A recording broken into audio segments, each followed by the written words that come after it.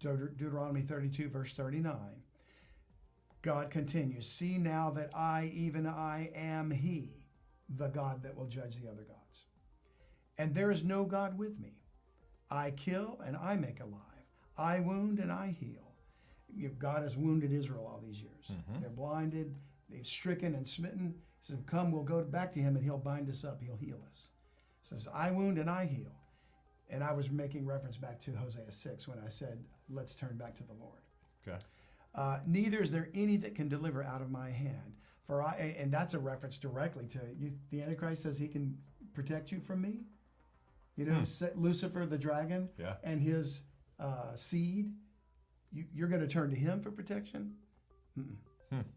I made him, you know.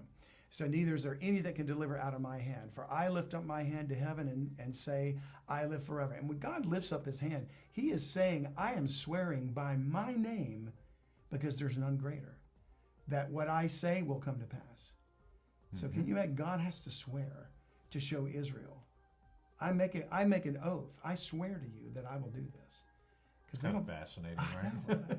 It blows my mind that God acts in such a legal way. That's an oath. That's like you raise your hand and you say, I do solemnly swear to tell the truth.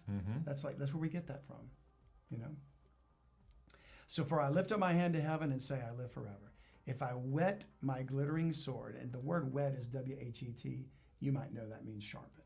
Okay. If you ever sharpen a sword, that's like a whetstone. A whetstone, yeah. And it's W-H-E-T. So if I whet my glittering sword and mine hand take hold on judgment, I will render vengeance to mine enemies and will reward them that hate me. I will make mine arrows drunk with blood of the slain and of the captives from the beginning of revenges upon the enemy.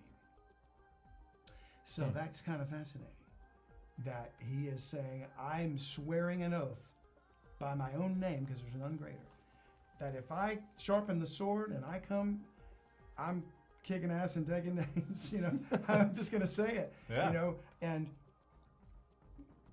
I'm going to render the vengeance, and it's going to be to my enemies all across the board. The dragon, his angels, the Nephilim, the nations, and the leadership of Israel that rejected Messiah.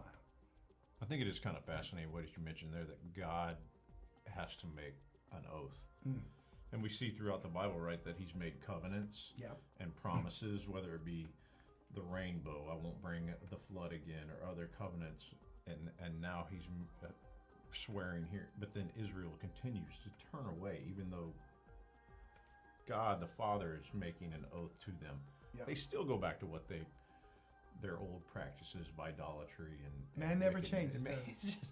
That which has been. Now, and we blame them, right? But then I look at myself, my own life, and I go, you know, I do the same thing. Oh yeah, sometimes you read Israel's hard-heartedness throughout the history in the Bible, and you think, how could they have been so stubborn? What a bunch of knuckleheads. And then I look at myself and I go, I'm the same knucklehead. I do the exact same thing. If I had been in Israel at the time, I would have been one of those unfaithful, whatever, stubborn, hard-hearted. And you think it's so easy because you read the first 4 books of the Bible, and it's like they are literally traveling with the presence of God through the desert. They can see this giant pillar of smoke and fire, and you would think, if you saw that, you'd think, okay, I'm definitely not going against that thing. And as soon as it disappears, they go right back to what they were doing. Let's go make a calf out of gold. Right, exactly. It blows my mind. But anyways, that's an aside. Yeah, but it's true. And so what we're coming to in this last few verses that we read in Deuteronomy 32 is the conclusion of God's wrath on all the earth, on all the satanic global elites, all the nations who oppose God, the false brethren that are going to be the ones that fall away, and of course the army of the Antichrist. So everyone's included in this. The synagogue of Satan, you've got it. And it's essentially, that's why I believe this is, if it's including the Song of Moses from Exodus, which we'll address shortly, it has to include this one too in Revelation 15, because the next song is the Song of the Lamb, which to me is his victorious return to defeat these enemies and everything else. So it's like he's saying, I'm going to remind you of what I prophesied, and here I am to fulfill it.